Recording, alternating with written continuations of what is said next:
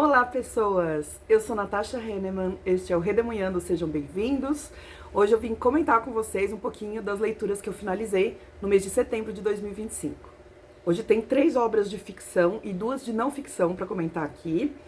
E eu vou começar pelos livros de ficção. O primeiro que eu quero falar com vocês chama-se Minha Irmã, a Serial Killer, de Oinkan Braithwaite, espero estar pronunciando o nome dela corretamente, publicado pela editora Capulana e com tradução de Carolina Com Faquin.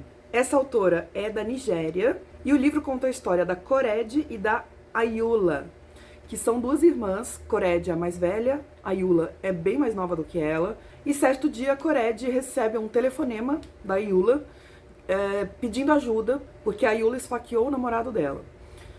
E ela precisa se livrar do corpo de alguma maneira. Chegando lá, a irmã fica meio desnorteada, a irmã mais nova diz que foi em legítima defesa, e elas limpam ali o local para que não haja rastros. E a Korede, que é a irmã mais velha, trabalha num hospital. Ela é apaixonada por um dos médicos lá. Só que a Ayoola, a irmã mais nova, é muito bonita. No livro ela sempre descreve assim, a Ayoola como sendo uma moça linda, sedutora, que os homens caem aos pés dela.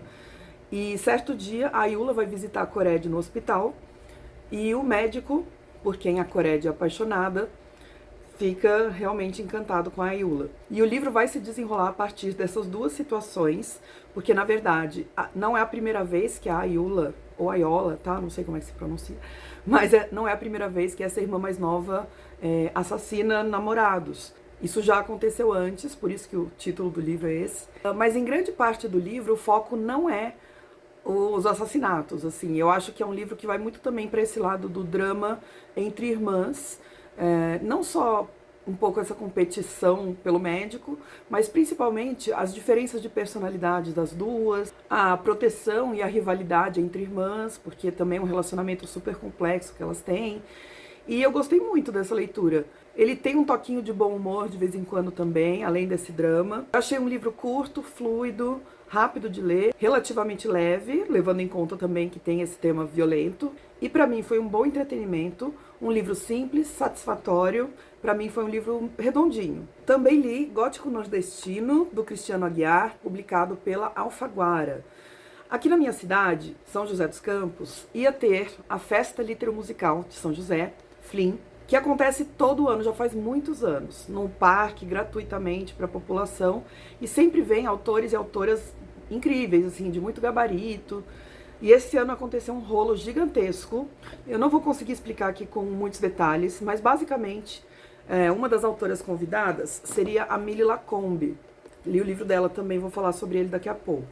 Milly Lacombe é uma jornalista e viralizou nas redes sociais uma fala da Milly Lacombe sobre a família nuclear, burguesa, enfim. E ela faz críticas a esse modelo de família porque ela é uma mulher lésbica, LGBTQIAPN+, e ela considera esse padrão de família, de modo geral, como um padrão violento, que perpetua muitos preconceitos, que expulsa pessoas LGBT de casa, enfim, de modo geral, né? E ela falou isso num podcast e viralizou esse corte do podcast. E um vereador aqui da minha cidade, agora eu não vou lembrar o nome dele, pediu para que o prefeito proibisse a vinda da Milly Lacombe, e ele realmente fez isso. Ele vetou a vinda da Milly numa atitude de censura, alegando defesa da família tradicional e coisas desse tipo. E aí todos os outros autores e autoras do evento e também as curadoras do evento cancelaram a vinda deles.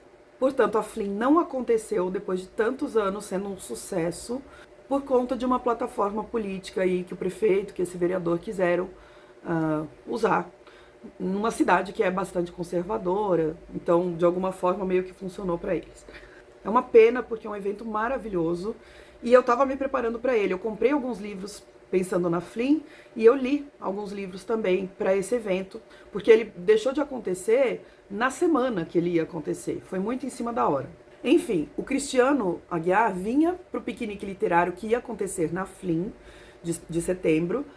Acabou não vindo, ele cancelou a vinda dele também, embora tenha sido muito solícito, segundo os organizadores do piquenique.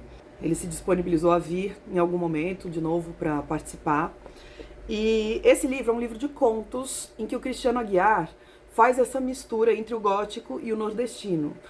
São histórias que se passam no Nordeste brasileiro, o autor é paraibano, e ele narra histórias. Não é tanto de terror esse livro, então se você tem medo de terror ou não quer ler nada nojento, pode ler esse aqui. Ele é mais pro insólito e pro suspense. E como qualquer livro de contos, acho que tem alguns que são melhores do que outros. Tem alguns que eu gosto mais e alguns que eu gosto menos. Meus favoritos são os dois primeiros. O primeiro conto é sobre um menino que tem que levar um recado da mãe dele para um valentão ali da cidade ou da região. E coisas vão acontecer no meio do caminho e quando ele tá lá entregando o recado também. Outro que eu gostei muito foi um em que a cidade é invadida por onças pintadas e as famílias têm que se esconder, tem que tomar muito cuidado porque as onças são agressivas. Para sair de casa tem que ter todo um esquema. Esse eu achei bom também. Tem um que fala sobre uma invasão de insetos em uma casa, bem interessante. Me lembrou um pouquinho Lígia Fagundes Telles. E o último eu gostei muito, que é sobre vampiros. Mas também no Nordeste tem essa coisa um pouco da lenda popular, e aí você não sabe se é verdade, se não é. Muito, muito bacana. Gostei da escrita do Cristiano, acho ele direto, acho que ele não exagera, por exemplo, em descrições, principalmente de espaço, de ambiente, o que ajuda muito, porque atiça a nossa imaginação. Se fosse muito descritivo, ele já fecharia aquele ambiente, né? Não é o caso, ele deixa esse espaço aberto para a imaginação do leitor e são contos relativamente fáceis de ler, então fica a dica aí para quem gostar desse tipo de livro. E aí eu também li O Ano em que Morri em Nova York, de Mille Lacombe, pela editora Planeta. O subtítulo desse livro é um romance sobre amar a si próprio. O livro estava me surpreendendo muito no início, na primeira parte, e nas duas últimas partes ele me perdeu completamente. Então vamos lá, é a história, eu achei no começo até que era uma história autobiográfica, não sei se é, tá? Tipo um romance, uma autoficção que o pessoal chama. Mas ele é contado em primeira pessoa, a narradora acabou de terminar o namoro com a companheira dela, praticamente esposa dela, por 9 anos. Elas se separaram, elas estavam morando em Nova York, e essa narradora entra num avião lá em Nova York para voltar para o Brasil, desolada, de coração partido mesmo, e ela começa a narrar de um jeito ao mesmo tempo ácido e bem-humorado, embora você perceba que esse bom humor esconde uma tristeza, né, às vezes alguma angústia, alguma mágoa que ela está guardando ali, um humor meio autodepreciativo o tempo todo. Então você percebe que ela vai contar a história das duas, e eu gosto do tom que a Mille Lacombe usa no início. Mais do que gosto, eu gostei muito da primeira parte do livro, em que ela narra esse término e um pouquinho do relacionamento das duas, assim, como é que as duas combinavam muito, como elas se davam super bem, quais eram as brigas que aconteciam ou não, aquela coisa de casais que um gosta de uma coisa, o outro não gosta nem um pouco, um gosta de fazer reforma no apartamento, o outro detesta. Ela fala disso aqui, eu acho que isso é muito... as pessoas se identificam muito com esse tipo de relacionamento, né? Os dois serem muito diferentes. Então a primeira parte foi tudo bem. Da segunda parte em diante, gente, eu achei que...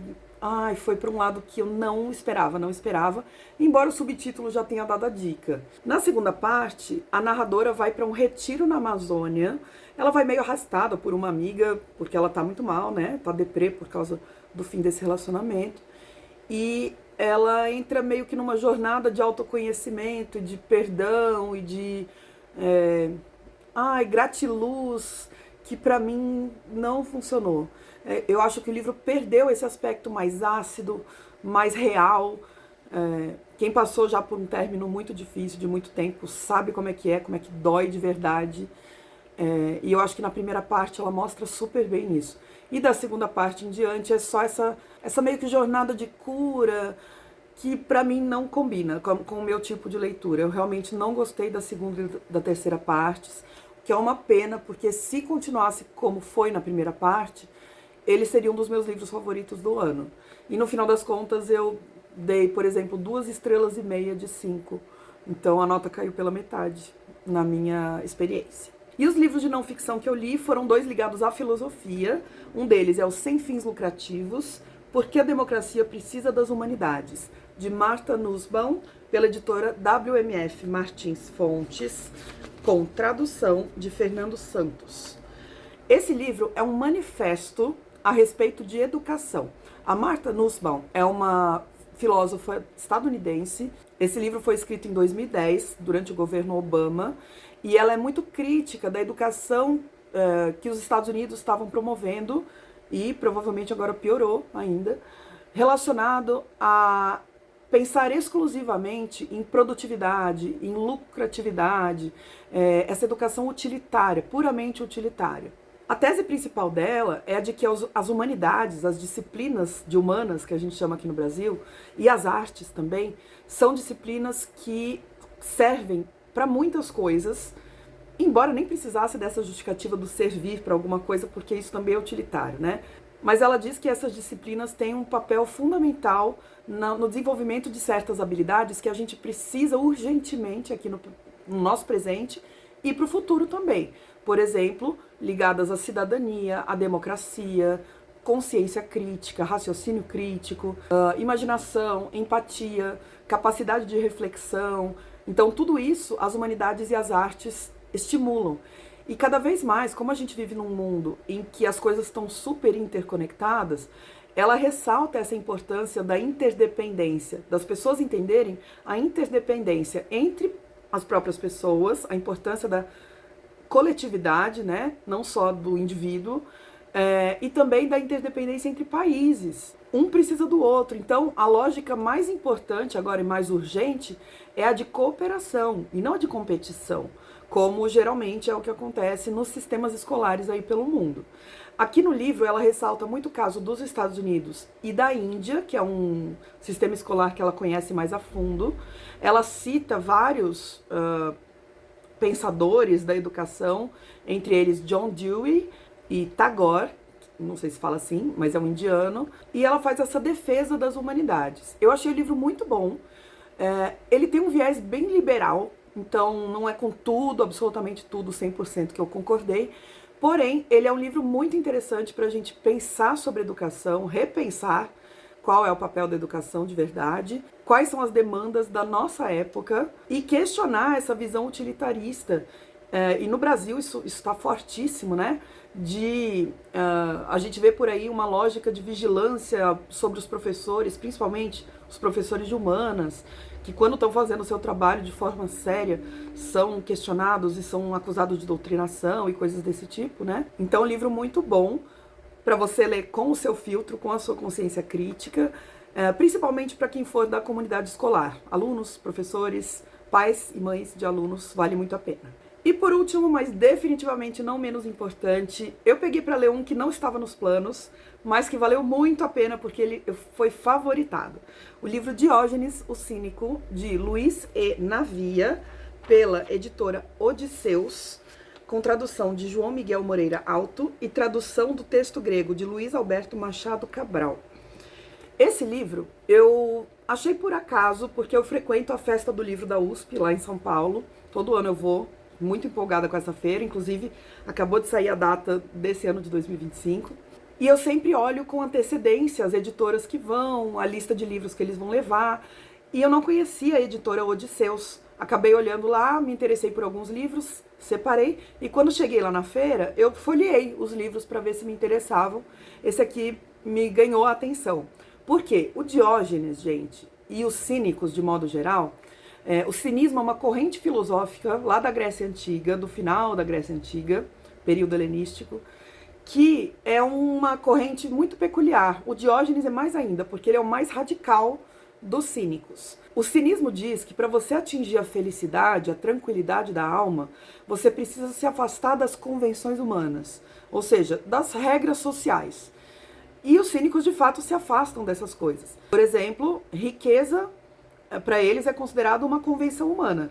Não tem um valor em si você acumular riquezas, mas sim a sociedade combinou que isso é importante. Então os cínicos, eles sempre vão priorizar a liberdade individual deles em detrimento de seguir regras sociais, só porque a sociedade considera que é algo valioso. E o Diógenes é um filósofo que vai abandonar, por exemplo, a casa dele e vai morar na rua, numa espécie de um barril grandão.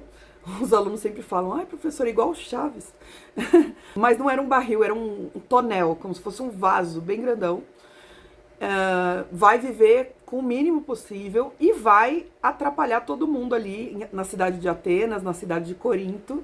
Ele ficava vagando ali aos arredores dessas cidades e provocando todo mundo para pensar sobre esses valores, né? Você está seguindo valores porque você realmente acredita neles ou você está seguindo valores só porque estão mandando você fazer isso, né? Estão condicionando você a fazer isso. Só que o Diógenes não deixou nenhuma obra escrita, pelo menos não sobreviveu nenhuma obra dele. Então é difícil achar leitura sobre o cinismo, é uma filosofia muito instigante, os alunos adoram saber mais sobre ela, porque o Diógenes tem histórias apimentadas, assim, ele é um provocador, por isso que cínico virou sinônimo de debochado, né? Porque ele é um provocador de primeira, ele expõe a hipocrisia de todo mundo sem papas na língua. E esse livro conta muita coisa sobre o Diógenes, sobre o cinismo, respeitando a acuidade histórica, porque tem coisa que a gente tem certeza, por conta de documentos, né, cruzamento de fontes, enfim.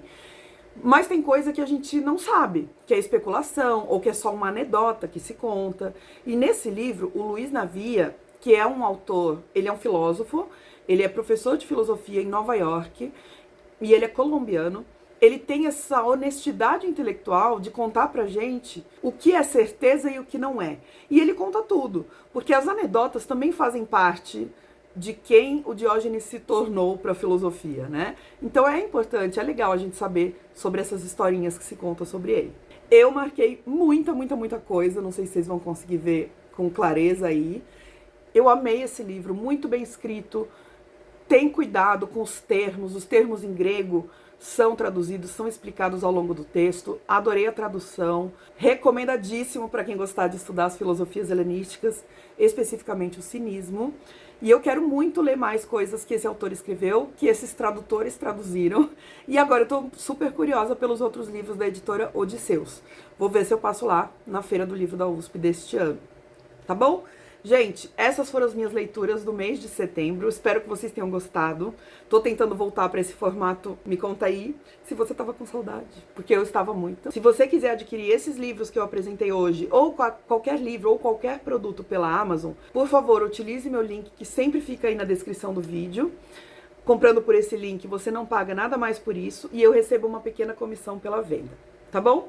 E deixa um joinha pra mim, um comentário, que em breve eu volto com mais livros pra vocês. Um beijo, até a próxima!